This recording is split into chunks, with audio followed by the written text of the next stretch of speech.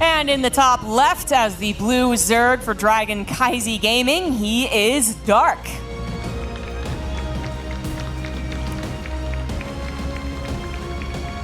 Sitting here because of a narrow defeat to Serral there, and he put up a real darn good fight. He made very short work of Classic in his series. It was a quick, swift 2-0. And you know, you can do that sort of thing against Terran as well, especially if you catch them off guard, trying to get some mech going, which GuMiho is more than capable of. And this game, he's going to opt for a very quick CC on the low ground. No barracks to speak of just yet. It will obviously come in line sooner rather than later. But nice greedy opening here from GuMiho on a large map, Gressvan. Most likely going to get away with it. If there is one player who would try and just randomly hard counter it, it might be Dark, but in a best of 3 where he is heavily favored, it is completely unnecessary. So this would just be like, if Dark saw this, when eventually he will be like, yeah, okay, you get that, like, I don't care. We did see this start off similar with Solar versus Beyond, this exact same map, exact same opener. GuMiho might go into something very different, and already is, I guess, only one barracks. Remember, Beyond went for the 2 racks follow-up, and then that tricky Banshee, which I really would have expected something, you know, that might be something that GuMiho will try. GuMiho might be a mech player occasionally, but he also is just generally a weirder player. So a couple of, you know, multiple starports can come down and all that good stuff. Yeah, even like Hyperflight rotors as well on the Banshees, some BC builds here and there. But the thing is, he's very good at just kind of swishing it up on the fly. Like, one time he's a mech player, one time he's a bio. He can do either. I remember for a while, he was one of the guys that was doing the mech into bio. Yeah. Obviously, it was many years ago kind of thing, but I thought that was damn cool from him. But yeah, going up against a guy like Dark, you have to be so careful, because if you do go for the mech style, it's obviously a bit weaker to get into it. Yes. You're a bit later on the tanks and whatnot. And Dark is very acute about his scouting. And so if he sees that something's a little bit awry, he's the kind of guy that can pull the trigger very quickly and shut you down before it gets going. Dark's just terrifying to play against, whatever you're playing, right? Because he can pull the trigger kind of almost at random, but of course he knows why he's doing it, as far as choosing to cheese or all in, or just simply have an army and go, you know what, I can take this fight, when a lot of the Terrans, a lot of those Zergs would not. So it's very difficult to play against him. GuMiho is difficult to play occasionally because he is such a build order master. You know, he has so many different styles of playing. Actually, this game, he's setting it up on the wall to look like it could be whatever, actually. It could be a 1-1-1, it could be a fast third command center, it could be a lot of things. But we know there's a second barrack somewhere in that main base, and GuMiho then will, of course, be going into bio. Something that Dark will eventually know, but yeah, right now, a bit in the dark, yeah. I mean, a bit of a rough start for him. Does get scouted on what he's doing and gets to see that it's a very, very quick reactor. It's no follow-up with a Marine, so you can obviously have a nice Overlord in the base to just scout whatever you do so, please. But yeah, definitely unfortunate to lose an SCV like that early on, because I was expecting some of the little tricky micro, you know, where you press T and you go to the other side and stuff, but nothing from him, and that Zergling almost got away with 2 kills. Yeah, almost. You could send the Overlord in, but it looks like, I mean, I feel like Dark just like doesn't. He's just like so confident with other ways of scouting, I suppose. And he does often play into roaches, which if you get the roach one at this time, could be used offensively and very effectively defensively against a lot of what-if builds. You know, maybe not Banshees, but a lot of other what-if builds. And this is a very interesting build from GuMiho. I did wonder if he was going to go into basically the 2-1-1 Hellbat all in, but I mean, I don't know if he's going to add the armory here. So it's like a 2-1-1 with Hellions that make the Ling micro a lot more complicated, but it doesn't make Roach micro a lot more complicated, and that's maybe going to be the conundrum. It looks like it's lining up to be a slightly later 2-base all-in from him, because the fact that he's only gone for 1 engineering base so far, unless he's put it at the front, he's trying to fake that, but that means he's most likely just going to be relying on that +1 and getting some tank follow-up behind it, right? Like, that's what I have to be leaning towards. That's what Beyond did as well, though. Even after the weird Banshee thing, we went for single engineering bay, and I was in the same thing you were. I was like, well, most of the time this means 2-base attack, and then, well, Beyond does a lot of those openings and then just kind of smoothly makes it into a 3cc. I think GuMiho is less likely to do that, so I am once again on the 2-base attack hype train, but we'll see. Obviously, at this point in time, Dark has a better understanding as to what the opener was. The Hellions really only used to safeguard the very opening stages, make sure you don't get overrun, otherwise they're not really helping out. But hey, speaking of being overrun, Dark was just holding on to some of the army hotkeys, and now he is on GuMiho's side of the map. GuMiho had no idea this was happening. No idea. I mean, we barely did either, really. I mean, like, this army's turning up at this front door very quickly, and you see this big wall off. There's already a tank. I think Siege on the high ground over there. That was a good shot, but Stim is already done. He's got a good amount of Marines out, but I don't think they're where he wants them right now. They're on the aggressive on the other side of the map, and they're waiting that main base. Wow. And we're going to start to see a lot of death on both sides of this map. So Dark thought he had some time. He was just going to go ahead and break down every single supply depot, not a, pad chunk of change that GuMiho now has to rededicate to, but I'm not sure he actually knew about the drop. It seems to be handled just by the mass Ling reinforcement, which is quite nice. Now he can focus with the Ravagers. However, stimmed Marines plus a tank helping out, plus the SCV pool, unsuccessfully getting a surround, so Dark will be able to escape. Things get pretty awkward, but look at the supply. It is more awkward for GuMiho. It is, but I kind of like his position, Zombie Grove. Like, he did start that third base quite early in the main base of his. He's getting the +1 going as well. He has to be kind of careful. Oh! That's a full medevac there. That was quite the shot by Dark. And yeah, he's going to be smiling about that, but GuMiho goes unflinched. But if he kept that alive, I think his army would have fared really well against this massive Ling swell, Yeah, no doubt about it. Dark was going to be, he is put into a position where he's the awkward Zerg at this point. He made a bunch of army units, and then they didn't really do a whole lot of damage to his opponent, so now he has to recover the drones. I would usually say most other Zergs, even top tier Zergs, that this would be a very weird, awkward scenario. Like, they're going to be so uncomfortable. Dark plays in this position so freaking often, either of his own doing, because he chooses to all in and it doesn't work, or because he gets attacked and it works for the Terran, either way. So Dark's really a master of recovering from a scenario like this, and in general, if the game is going to continue on longer, I do favor Dark. Me too, absolutely. I think you're absolutely right, but as far as weird game scenarios go, I think GuMiho is also one that kind of thrives in the chaos of the game that he kind of brings to the table. Like, he has all these weird builds and like he's more used to it than the other person. But maybe that's why Dark is so well matched against him, because he's the Zerg that absolutely puts you on the back foot straight away. Yeah, that might actually explain it. GuMiho might be able to, I guess, adapt intelligently. He's not exactly the fastest player, but he can kind of see how the movements are going and do the right thing.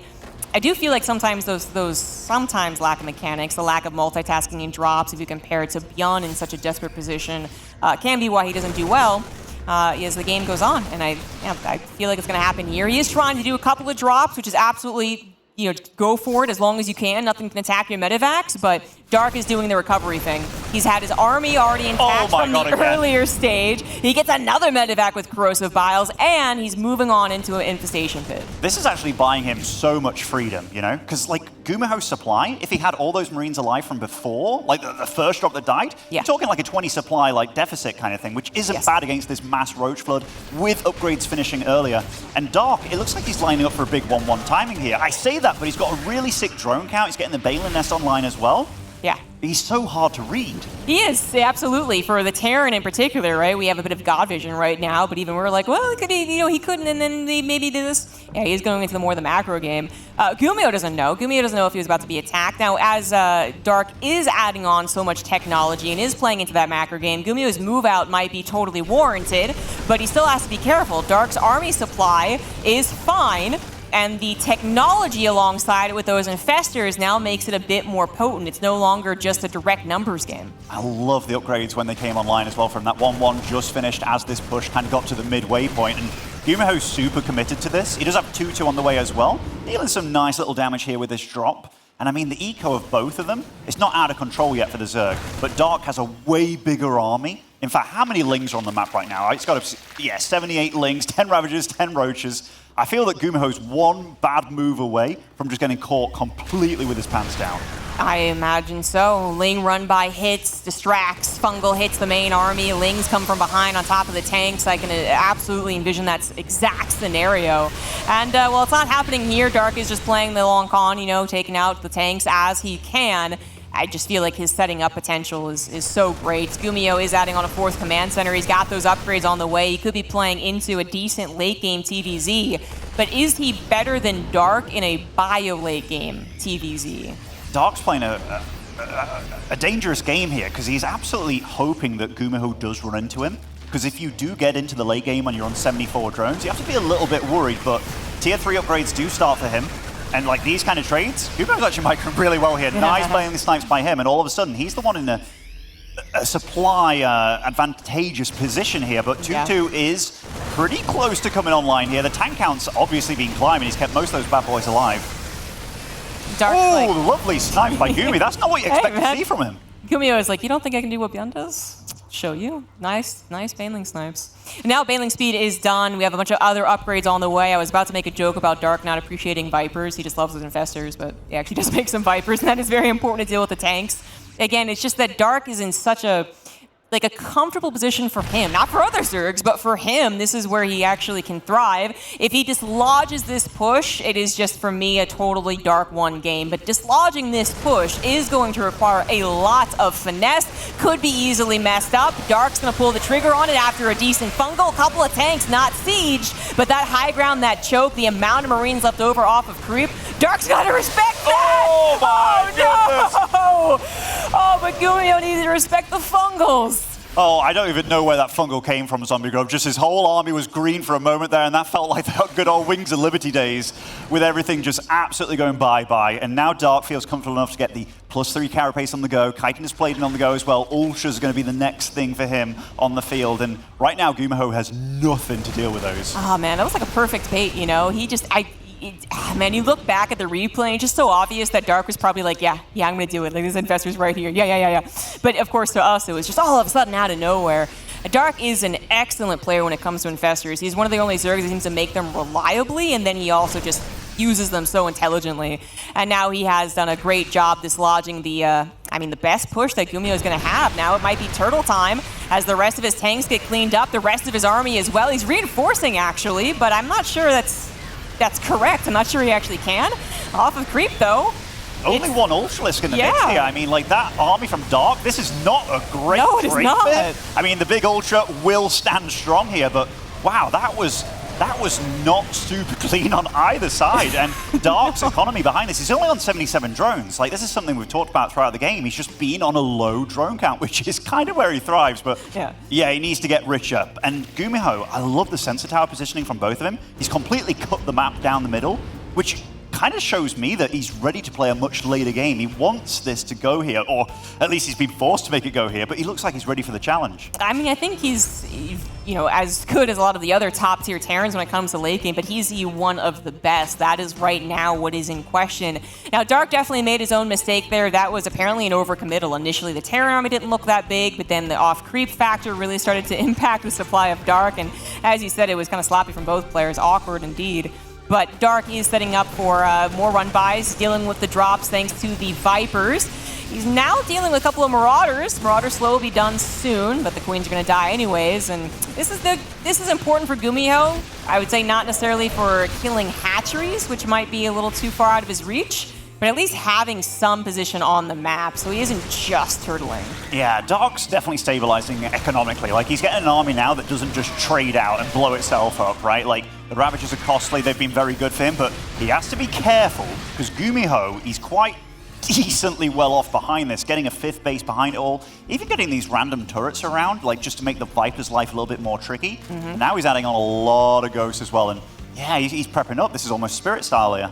He's very much set up for the late game. It was a very quick transition from, those are Overlord drops coming in here. It was a quick transition from mostly Marine tank, then Marauders, then boom, right into those ghosts. So he is on late game for sure. But Dark is about to have a huge drop of, I guess, all of his cracklings. Yeah, and I see that sensor tower at the bottom there. There is one little gap at the 6 o'clock spot of the mob. I think he's going to utilize this on the group. And I see that green line going over there. So we know exactly what's going to happen. And those lings are really well upgraded. Holy crap. I love this. GuMiho's getting prepped for this already. I mean, that won't stop it. It will definitely slow it down and maybe kill a few lings on the way, but a Nidus Worm afterwards as well. Man, the double, triple whammy, whatever you want to call it. Only if there was lurkers involved, that would be the absolute worst. This is still going to do some damage, but GuMiho is really trying his best to minimize the damage, minimize the chaos, so at the very least he can focus mostly on the front attack, which is really usually where, something goes well. If the front attack goes really well, you could just lose your entire army. GuMiho is clearly paying attention. He's stimmed up. He's splitting his medevacs. The snipes are coming down. It's entirely off of creep for Dark, so he might once again be going too hard here. And then he's completely denied in the main base. GuMiho playing one hell of a late game TVZ. I tell you what, I love the way that Dark approached that, making a big, crazy fight at the top, and he kind of took that fight not to lose it, but to distract, right? And then GuMiho, more than prepared at the south there, like we saw before, and all of a sudden, Dark's getting himself into a stage of the game that I don't think he expected GuMiho to survive. This must have been like something that Dark recently did against GuMiho, Yeah. you know? Like it's obviously reading 20 seconds ahead, which doesn't necessarily guarantee GuMiho's victory, but it does make life a bit easier as he now knows where he can focus, what he doesn't have to worry about. So that's just excellent play here from GuMiho. Dark's gonna find him a tougher nut to crack than perhaps he was anticipating, but Dark has now taken the entire map, more upgrades, more opportunities for harassment. He is going to need to probably even add on that neural parasite and really go deep into the late game, but we're now setting up for that potential. We absolutely are. Like, Dark's really enveloping the map here, just getting creep absolutely everywhere. This is a map that you absolutely can split down the middle as a Terran player and get things going. I was speaking to Raynor quite a bit earlier, and he talked about hating the Terrans that split the maps and whatnot, but here, I'm actually loving what both these guys are showing this game. This is exactly what I wanted to see from both of them. I love it. He made sure to bring the medevac so that he could escape. He knew that was going to happen. Some great SimCity to utilize. If he doesn't get completely surrounded, that was a little bit dangerous, with Planetary really helping. There's not a lot of SCVs that are going to die that to really matter. And look at that supply! Dark supply just absolutely plummeted. That was a catastrophe of an attack. Oh my god, I want to see the resources lost tab after that fight, because that was absolutely 12k resources lost more. He has not been trading well whatsoever, and he is not rich enough to pull this off. GuMiho, if he launches an attack now, Dark's going to be in a lot of trouble. Man, Dark must have thought that GuMiho was just going to fold. He's like, why aren't you folding? Why aren't you folding? Just get out of the game. GuMiho is holding on and absolutely has potential for a bit of a counterattack. Now, it's difficult to really deliver the killing blow to a late-game Zerg that has all these bases, all this creep spread, but it does mean that GuMiho can now further his leapfrog of command centers and really, truly split the map. So then his planetary is up here, helping to, add the offense with the bio, but a couple of bailing hits makes it a little more awkward. Dark's not going to entirely give up the northern side of the map quite yet, but absolutely GuMiho could take a base up here. It could start getting to a really awkward situation where the Terran hits that +3 weapons on their mech, and then they start transitioning to the Hellback kind of combos, you know. It deals with the Lings. Once they hit +3, they can one-shot Lings with any kind of armor upgrades, but we're seeing Burrow Infestors come into the mix here, and that's obviously going to be a bit of a problem, but Dark's pretty much gone for every tech. You talked about the Neural Parasite. We're going for the Spire as well at this point. Yeah. Oh, wow. Did you see that? If he must have done. When you have the Burrow Infestors, you obviously see the little bit of smoke trailing them as they're going about, but GuMiho is on point in this game, man. It's so difficult to track that, you're also attacking the left side and waiting for the defense, and well, here comes the defense for GuMiho. He splits once again. A couple of fungals come out, but the EMPs also countering. Liberator sieging up too. Dark once again trying to make a good battle off of creep, but it's not really that great. It's maybe better than the one previously, but it's not really making a lot of headway for him. He's really giving him everything here. And the supplies, they look kind of close after the fight, but that's because he produced 80-odd Lings in the blink of an eye there as the fight was going on. And GuMiho, he's holding on. He's not rich, by the way. Like, I don't know what his orbital count is at. It's definitely decent. Okay, what have we got here? A good 5. I mean, I feel if he was on a good 10 or so, he'd actually be looking very pretty in these kind of situations. Yeah, despite winning out on the resources trade, still hasn't mined as much as Dark, especially as Dark is at on 70, then 80, now at 94. So that is a lot. We got the nukes involved. GuMiho wanted to go for one in the north, I believe, but now it's going to settle for the middle, which, I mean, if you catch him by surprise, it's fantastic. If you don't, it still could be that one very important distraction that then leapfrogs your army to that top side, which I think it just did. That was a very fast reaction from Dark, by the way. That was he was immediately pulling as soon as he saw a nuke detected on the correct base. Now his drone count is insane. This army that he has doesn't really want to be fighting off creep, and GuMiho, you can see how he's postured. Like, he just doesn't want to let the creep get past these points, and he's utilizing that nice smoke, the nice terrain that he's got to work with here. And Dark, even though he's got half the map here, Zombie Group, I feel he's a bit kind of cornered. Well, he doesn't seem to have a very good solution for the actual fights. No. Yeah, so that's the cornering effect kind of happening, and it is going to be that very long, drawn-out game where GuMiho wants to continue taking very efficient trades while also starting to take over more of the map, so Dark just can't mine enough, basically, and then the Zerg withers away. Dark is desperate to find something that just kind of dislodges GuMiho's pace, so Lurkers are coming in. Not usually that effective if you run them straight first into someone who already has 12 ghosts, but maybe they can go for a run by somewhere. If he starts causing a lot of chaos, right, with a lot of Niduses going on here, there, and everywhere, I wouldn't hate if he goes up to like 3 Nidus Worms, if he does want to break him, because I feel once you get Lurks on the field, that's the way to do it. Lovely snipes, and the Medivacs will save most of those ghosts. I mean, GuMiho's trading really well here. Yes, he is. Yes, he is. This is the encroaching army that is really terrifying for the Zerg player. Now, they still have a lot of mining on the south side. We're not quite towards that very late game on Grespon yet, but it's heading that way, you know, unless Dark starts taking some better engagements. But he is looking a bit lost. He's going to try and get into Broodlords, I suppose, with those Corruptors, but again, Ghost pretty good at that. And GuMiho, if he actually sees this coming as well, might start adding in, as you were talking about, that more battle mech. Maybe some Thors get involved, but not quite there yet. Just a lot of back and forth on this particular engagement. Fungal's finally appearing and helping out against those ghosts. Some of those nice Baneling connections we can hear. And I do love the Nidus Storm with the Lurkers on top of an orbital command. That might have to be lifted, or certainly have to be lifted. It might die. But Dark Space just died, and he lost a lot of army trying to defend that. He certainly did. He's still maxed out. The gas is pretty low for Dark, but you got to remember, like, he is farming his side of the map so damn fast with how quick he was to take all those bases. And if it really does come down to a gas game, GuMiho is miles ahead, and he's been far more efficient with the trades as well. But did those Lurkers just get out of there as well through the Nidus? I think they did. So Dark is being kind of efficient now, and I think that is his way back into it. You just saw those factories, right? Yes, yeah. Yeah, so the factories are coming down. He's going to go in. And I said battle mech. It's mech, sorry. So it's not even bio mech. It's not even spooky mech. You really just go into mech. So Liberators, Thors, and Hellbats, and well, actually Ghosts. So it is spooky mech. But that's going to be perhaps very well timed as Dark starts to add on those Broodlords. They're already going to have trouble against the Ghosts. They're going to have extra trouble against Thors. This attack finally breaking GuMiho to a degree. It was because he was out of position, however. Now he responds. Forced the lift, but now he's going to get all of the Lurkers and perhaps even save the Planetary. He'll get a repair. He saved it, and he's killing the base in the meantime. And I mean, he is losing a lot of SCVs. Actually, weirdly enough, even though everything I was seeing, I was like, hey, I kind of like this for GuMiho. Dark is still... he has a bank, but... Okay. I think it's crazy. I don't think that GuMiho should have also tried to attack the south. I mean, I think something to deny this base is always nice, but to be honest, Zerg players, you know, they eventually get to it, and it sucks, obviously, but if you're taking the best trades possible to the north, it might not matter. Or, put simply, actually, 8 Marines constantly harassing that probably would have been better than moving his entire army. He just lost the top side because of it. He's going to struggle to remax, and he never had that much of a bank to begin with, and these Broodlords actually are perfectly timed, able to get so many of them before the Ghosts are here and before the Thors have actually popped out. Okay, I like the use of these tanks. This is kind of like the old school style where it's like Broodlords in one place, your tanks go to the other. He might be able to shut down quite a few bases with how good those tanks are, but there is a massive swell of Dark here. And even though he's been battered and bruised this game, he still has a massive army that he's pushing forward with. And if he gets in between all these rally points, that big spot where all those ghosts are, GuMiho is in severe trouble. You know, if it wasn't for the double whammy, GuMiho losing his position to the north and not quite being on that tech transition, I really don't think Broodlords are maybe that great in late game TVZ. Like, they have to get like 30 of them with the Fungals and the late game Spore Crawlers and stuff. But this ended up being absolutely perfect, hitting at that right time and being very intimidating. Now returning home to deal with the tank bio, which will go wonderfully for them.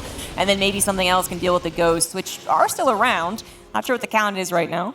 It's a little game of cat and mouse now. These Broodlords are trying to hunt down that big army, and I mean, they are slow. They fly incredibly slow. In fact, where are they on the minimap right now? I'm looking for them. Okay, hovered all the way back to the base, so he is being a little bit careful about it. I thought he could have run into the main there, or at least like the natural really got something going. I think he was way too afraid of those Ghosts finally being controlled and positioned, and then he loses all of his Broodlords and 2 or 3 of his important mining bases, and he is not that rich. Should he be on 5,000, maybe he would have gone for it. But it kind of settles. You know, we had GuMiho really dip down in that supply, but he has recovered. He's finally taken the topside bases again as well. And we're back to where we were kind of 3 minutes ago. I like the Blue Flame edition, though. That's kind of what I was hinting at, is once you start really cementing your mech play and getting that +3 online, getting the Hellbats out, those Ling numbers that are really scary, you've been relying on your tanks and whatnot to really deal with them, then the Hellbats reign supreme, and no longer will Dark be able to just do what he's doing with these Lings right now, which is just running so deep into the army of GuMiho. There's also an additional anti-Broodlord defense that is the Thor. Now, the Neural Parasite is the counter to the Thor, but then the EMPs are the counter to the Infestors, and so on and so forth on the dance. But it is absolutely turning into that spooky mech.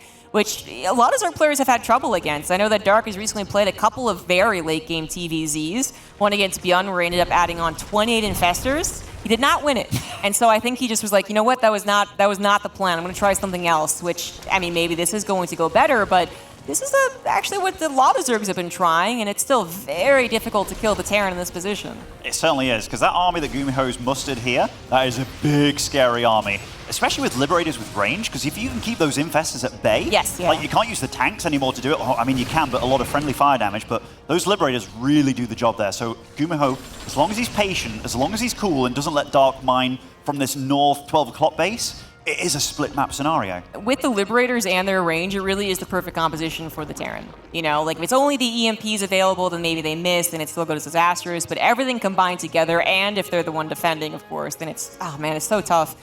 Dark has gotten up to his own, like, almost supreme late-game composition. I say almost because maybe he wants to trade out more supply for something else, or more drones even, as we get into later and later TVZ. But unfortunately, now Dark has lost the exact 12 o'clock base. Looks like GuMiho is eyeing to take it. I'm worried, because these are the kind of fights, the engagements, where it really comes down to one little error, or your opponent really taking the pounce. And the way that Dark's been utilizing the Infestors, I'm surprised the count isn't actually a lot higher. He just had like 5 scattered around here, there, and everywhere. And a lot of it's been shut down by GuMiho, especially some of the burrow being caught by the scans and whatnot. But this army that he has, and I love the ghosts in the medevac as well, getting ready to pounce on those casters. I'm not really sure what Dark could give up to get more Broodlords. I mean, use the Banelings eventually, I suppose, but... I mean, it is a hell of a lot of Lings that can maybe cause damage on the other side of the map. Yep, that's true. They will definitely have to be sacrificial at some point. I mean, they're not going to help out with the main army with those Blue Flame Hellbats on the front lines. Now going for some run-bys. Very quick reaction from GuMiho to at least minimize the damage, but they're crackling, so they actually can even threaten the orbital before GuMiho gets around to lift it. And here we have a little bit of a skirmish down here, just trying to get some damage done. I like the Hellbat in the mix as well, just to make that a little bit worse.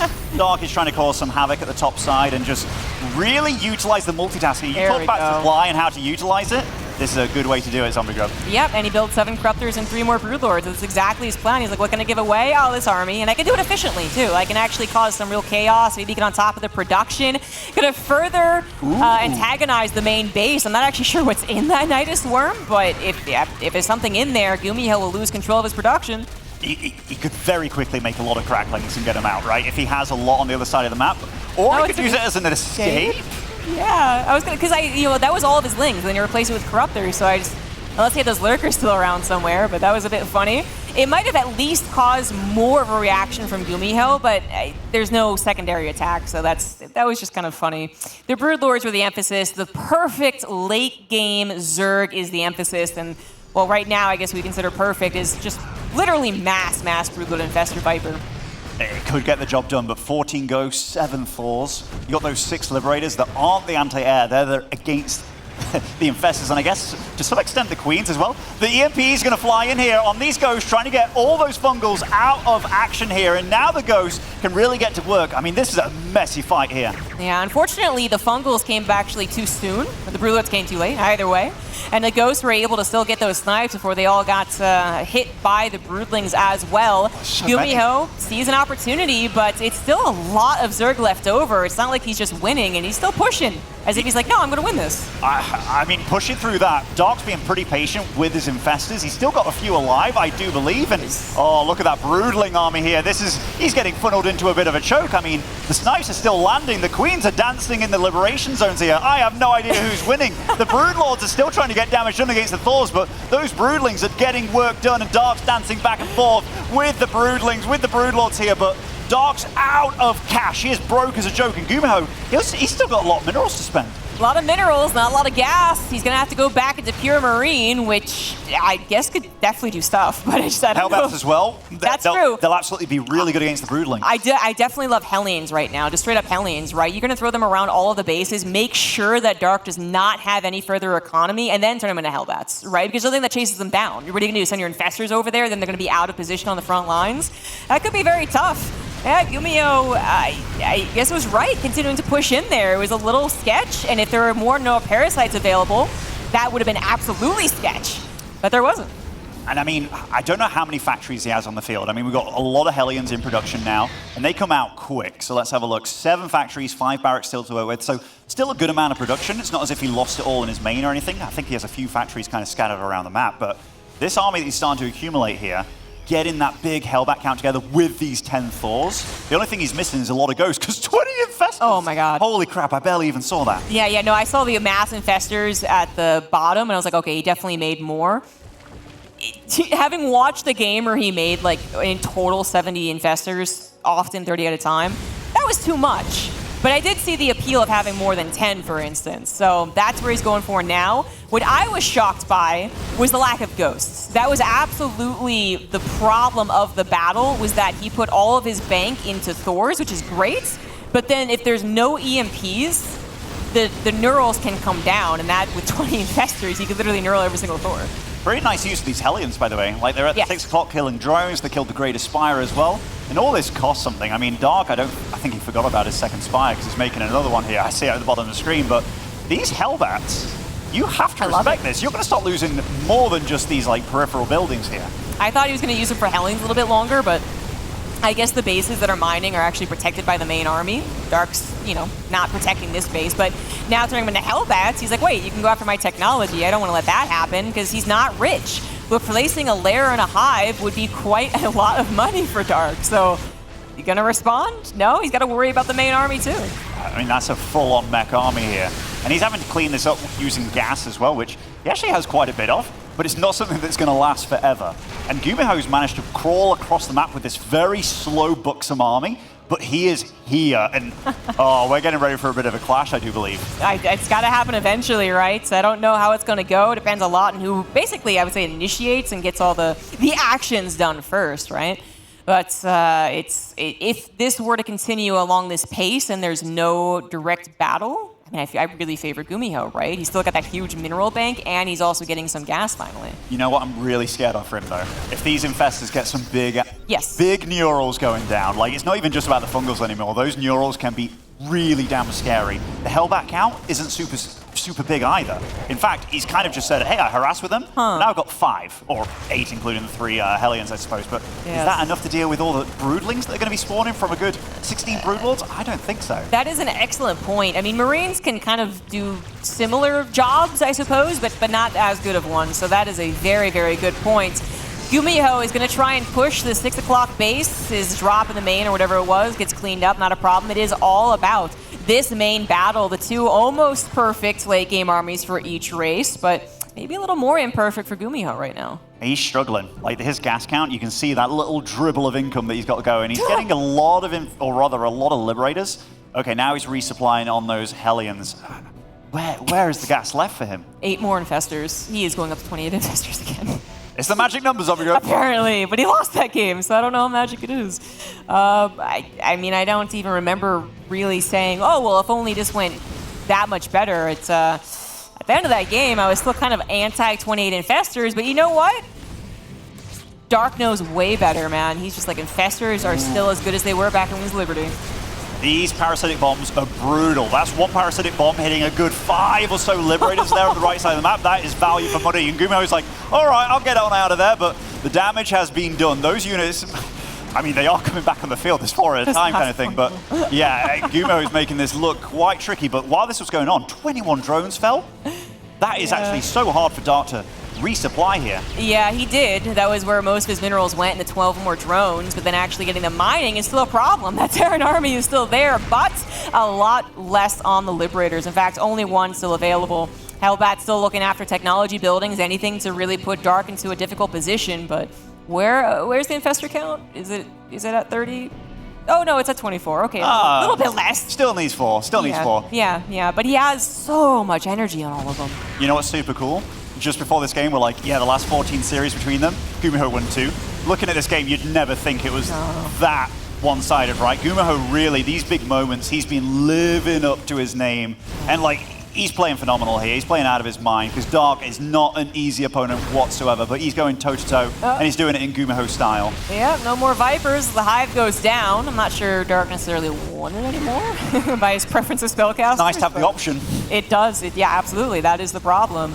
But yeah, GuMiho is playing so crazy good, and this is reminiscent of that Games Without Borders match, but you know that still did not end in GuMiho's victory. It just was such an unfortunate tale, and I fear that it's going to be a little bit of a similar story here, where it's like such amazing Terran play, but just a little bit too few, you know, gas units, right? Too few ghosts, too few hellbats, whatever it is, and then suddenly he loses and he's demoralized. Oof.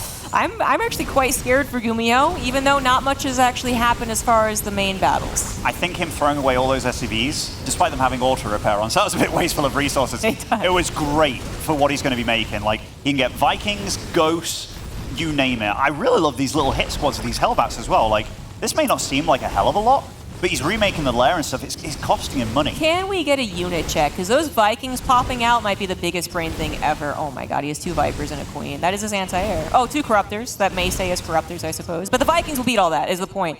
Dude, there was a game like 8 years ago where GuMiho lost all of the ground battles, but he had 20 Vikings left over. Long time ago in TVZ where you actually depended on Vikings. And he killed all the Overlords. It was amazing, and he actually won that game. But in this case, not only could he do that, he could just start running around the Broodlords like 2 Vikings at a time. Bait out the Fungals. It'd be really annoying. I don't know if it'd be effective, but I really want to see how this works out. I mean, absolutely. I mean, like, with just 2 Vipers alive, and I think he's remaking a Hive, or probably is going to go for it at some point. Just have a lair, newly made lair kind of thing. Oh, he's working on it. He doesn't think he has an infestation pit still alive, but he does. But Fungals, they are a big, big enemy of the Viking. I mean, both these armies can really obliterate the other. It just really comes down to where they do it, on whose terms. There's a reason that the Viking response is not done anymore. You know, it's just Vikings do not deal well with the Fungals and Parasitic Bomb combination. I mean, you can control them, you can try and catch them without enough anti-air, which might be what GuMiho's trying to do, but then all it takes is really one of those spells to create a lot of chaos, but both of them, and then suddenly that plan's just gone. It's like, are you really going to still commit to it? I mean, only 1 Viper left. And I mean, if he just keeps on going around, hunting those highs, those Hellbat attack squads, I mean, there is kind of a world where it can pay off. But Dark, he's very patient, but he is broke as a joke. I see that he's got gas, but minerals, he doesn't have a lot to work with here.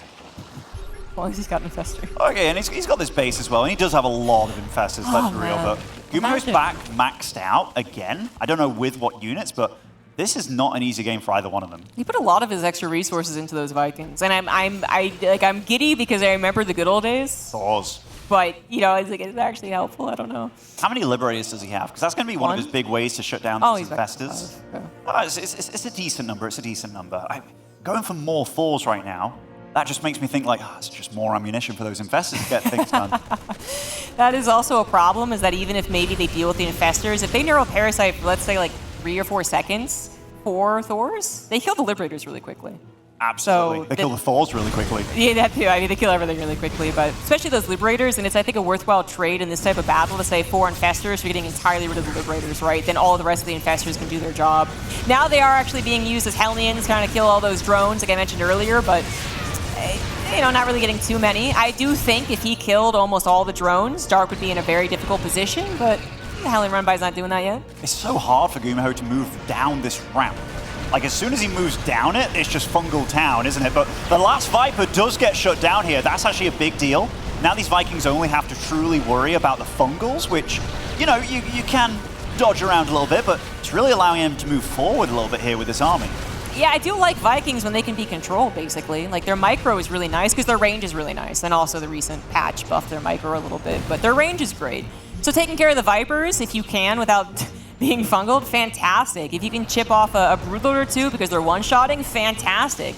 If you continue to micro them in a clump and they get fungled, not fantastic. They're just a waste of resources. Yeah, he needs Liberators, Ghosts, you name it. Like, Liberators really help him push down a little bit. If he had like 1 tank now, because in fact 3 Vipers just joined the field here. I was going to say you can start using tanks to shell at the army, but it's going to be problematic. And you see how many Broodlings spawn in the blink of an eye here. Ooh, that's a bit rough too, because that's pretty much the only gas left for GuMiho, isn't it? I mean, you've got maybe 1 more base. Yeah, we're really mining out of Gresspawn. It's 40 minutes. We're almost at that timer. The hour marker's coming up, guys. But not quite there yet, so there's a little bit more on the resources for the map. Finally, we have the big engagement. Dark thinks he can go for it. Blinding Cloud helping out, as well as, of course, all the Parasitic Bombs, the Fungals, and he is pushing through. How many Broodlords? 18 of them trying to tug fire down some of these Thors. There are the neural parasites, and that's the disaster we were talking about. Oh, and the fungals are juicy as well. I mean, these air units from GuMiho, they're not doing their job right now. You want to be stopping those infestors from getting so close, but GuMiho's been mortally wounded here. Now he's fell a good 50 supply down from being max. The ghost count, I hear them dying. I don't see it. There's just pure chaos going on.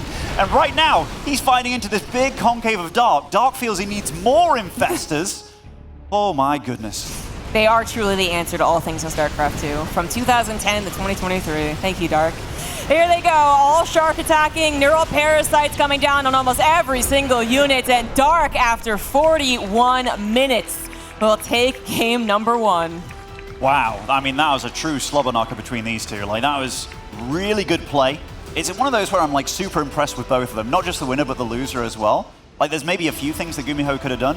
Like, maybe trying to take the fights on that ramp there. Maybe it should have been like, I'm going to move around a little bit, try to give myself more space, because fighting down there, that was just the dream scenario for the Broodlings, the Fungals, and all that. Yeah. It's at a certain time, both of them really do want to be the static turtler, right? Like, you move into me and you're going to be at the disadvantage. So while moving the army around, if it's effective, it is fantastic. You're faster than the Broodlords. If you're not siege, if you're not scanning ahead, if you're not getting the EMPs and sieging up the Liberators, then you're also going to be bleeding off units. So it could actually turn around on you. So, I mean, there's a reason, basically, that we see that as a choice. You know, Terran players will take that risk or they won't.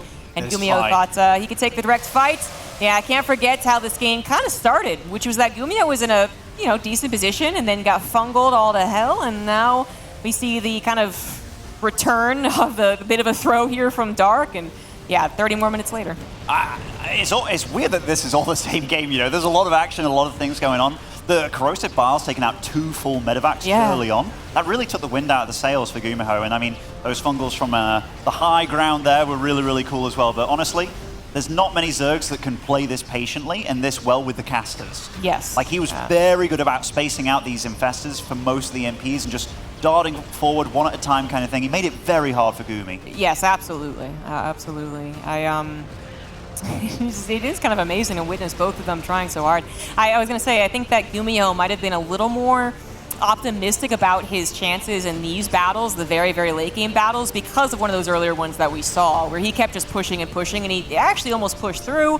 But as we can see, it kind of got perfected for Dark a little more at this very late stage, and then he just decimated the entire army, right? It wasn't as much of a contest. It really is nice when you have that many Fungals and that many Neurals to work with. Like, you just splatter the whole army, and even though it is nice transitioning to mech, it does make you a lot more brittle, Like, that HP that's lost, it's HP lost. It needs to get repaired at that point. You start getting very slow and sluggish against dodging it as well. Really cool game 1. Yeah, I wish I remembered more about Dark versus Beyond when he got those many infestors. I think Beyond played more on the bio. Yeah, I mean, GuMiho did not go very fast in the spooky mech. It was actually later than we anticipated, in fact. But still, I think there was a lot more back and forth as far as the economic damage. It was a different map as well as Neo-Humanity, but I mean, Dark apparently does have that sort of figured out, but GuMiho was missing some integral pieces as he ran out of cash and couldn't quite get the absolutely perfect army. In the bottom left, sending out some SCVs, we do have the Red Terran down a game, GuMiho.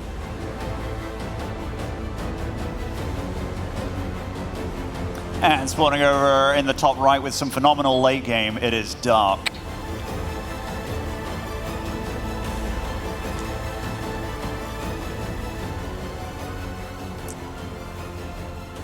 Both of them looking, especially Dark, unfazed about that last game. GuMiho going for the classic, well, that was a really, really long game, and I don't want to do that again. So I'm just going to proxy barracks. Or 2. We've all been there. These aren't the fastest barracks, by the way. Okay. It's or 3. It's the 3. If it was like a 14-14 kind of thing, you know what you're going up against, or 14-15 even. But here, wait until 16 supply. Now he's going for 3 barracks. And I mean, this isn't a location that you scout immediately. It's a little bit further away. It's a bit tricky for Zergs to find out exactly what's going on at every point, but this is a favorable Terran map. Like, Royal Blood is predominantly good for Zerg. So the fact that he's doing this kind of thing, don't think Dark's going to expect it. Exactly, that's what they least expect, right? But, I mean, it might be unscouted, but it is also going to be a little bit later. At the end of the day, it's going to be about the execution, how good Dark is at... Oh, come on. Like, Roach Warren comes down blind. Wow, that just makes things a lot easier, actually. He went pool first, didn't he? Obviously, with the hatch being so much later, so this is an absolute clash of builds. This is not what GuMiho wanted to go up against, and this Overlord does get to see that he's up against something rather cheeky and dark. That's funny. Oh my! You know, good players they get lucky more than the bad players, don't they? And I mean, Dark. Well, he's played him so much in the past few months where it's just like, I kind of got a good read on you, and this is more than a good read. There's like one reason I feel like this might be kind of smart, which is that, you know, it's a good map for Terran otherwise. So you're like, oh, I'll do the thing he doesn't expect. For Dark, he's up a game, and he is totally willing to be that Zerg who like throws a game away just because he's like, whatever, I might win off of this.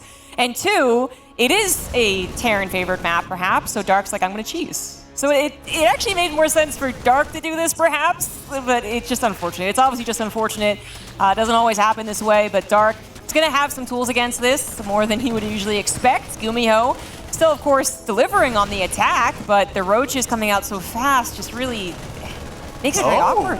That is interesting with these Roaches. I mean, they would have to wait to morph to Ravagers to deal with these bunkers, so I like the move out by him, just going through the fire here and just... If he can get on the other side of the map, you have to make a bunker defensively, you have to get some Marines over there. And this 3-Rax has been super shut down for now. I mean, he might get the hatchery for his troubles, but probably will actually. He needs quite a bit of gas to get it going, but at least the Marine count is going to be very low in those bunkers. The supply block for Dark was kind of punishing for dealing with this, but it looks like the numbers are just big enough. The number of Marines was not that intimidating, so bad for GuMiho. So bad for GuMiho. Yeah. I mean, there's more Roaches on the map than Marines, like I think by quite a considerable margin. He did a good job of getting 2 Marines back at home, but if I'm Dark, you have a few options here. It's like, hey, I macro up a little bit, I throw down a bit of extra gas, get some good Ravagers flowing, because those Ravagers that can inevitably pop out, what do you do? He's going for Marauders and Concussive Shell, which I think is a good choice, because what else can you do? But it's still like not the best. Yeah, you can scout it all day long with the floating barracks, but you just don't have the units. You don't have the production. You're just now getting that up. Factory will finish, and if you can buy time for a Tech Lab and a Cyclone, I believe, but the supply depot has already been broken. The Roach Ravager is already on that high ground. 3 bunkers will be available, but soon to be 2, or perhaps you just avoid them, right? And just go for the STVs. Behind this, Dark will be doing a lot of things. Currently, he's supply blocked, so that's not ideal. And some nice target fire here from GuMiho is really mitigating this damage. I think he's responded literally as well as you could have. That was really well handled. I was scared of seeing, like, 12 SCVs fall, him getting behind the mineral line kind of thing, but the way that he managed that, very well done, very impressive. And now he's got the Concussive Shell as well. I mean, these 2 depots are probably not going to be able to stay alive here, but behind it, Dark's just been droning up. And now he's in a phenomenal position. Is there even a second CC done for GuMiho? No. Oh, this is... 1 base all in. Pull the SCVs! Actually kind of effective against Roaches, to be honest. And Ravagers, yeah. Like, if you can catch them, especially if you can slow them down kind of thing. But he's a wounded boy over here. Now he's the one that supply blocked. Now he's getting doubled the supply by his opponent. He gets to scout everything. It's like, oh, you're in good shape, aren't you? It's like, yes, I am. Plus, like, he's going to have to wait for stim, so... I mean, Darks have so much time to scout that, hey, you're all in. Like, oh, okay. This would even be more of a disaster for GuMiho if Dark did not get supply blocked twice. One was forced, one was not. But Dark would be even so much more ahead. He's even trading out here with the Ravager range, and that will be the end of it. Dark takes 2-0 at the end of the day. First game, just one of the coolest and certainly one of the longest games of